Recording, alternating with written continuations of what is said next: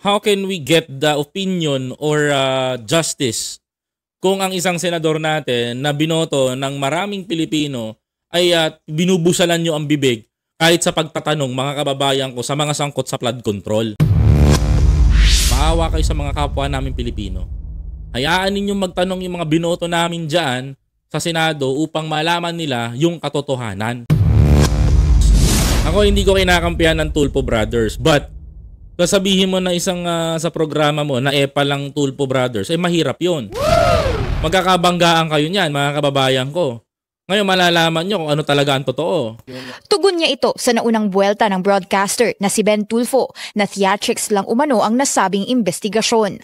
Para sa agenda, Hanet T, Bilyonaryo News Channel. Alam nyo sa totoo lang huwag nyong pigilan ng isang senador na magsalita. Because that is very important. How can we get the opinion or justice kung ang isang senador natin na binoto ng maraming Pilipino ay binubusalan nyo ang bibig kahit sa pagtatanong, mga kababayan ko, sa mga sangkot sa flood control. Mga kababayan ko. Hindi ako panatiko ni Tulfo, but my side is nakikita ko na mas mahalaga yung tatanong ni Tulfo. Mga kababayan ko. Hindi ako journalist, pero hindi rin ako politician, pero I know kung paano kasi siya magtanong. Mga kababayan ko. There is a follow-up questions, there's a cornering question, meron kang makikita sa kanyang result. Ako'y nagtataka lang, mga kababayan ko, bakit ganito ang ginagawa nila? Bakit ganito ang ipinapakita nyo sa taong bayan? Ako lang, maawa kayo sa Pilipino. Maawa kayo sa mga kapwa namin Pilipino.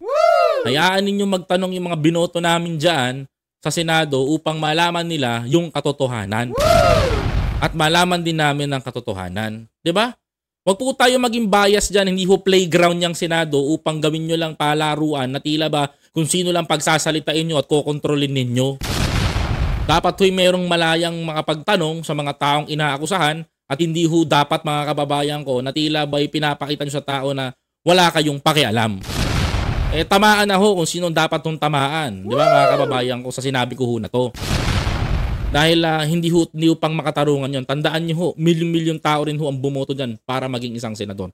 Respeto ho natin yan, mga kababayan ko. Si Tulfo, hindi ho yan nanalo dahil nangako ng 2,000 piso.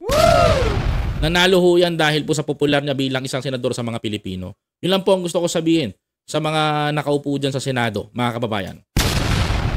Please don't forget to follow, like, comment, share, and subscribe.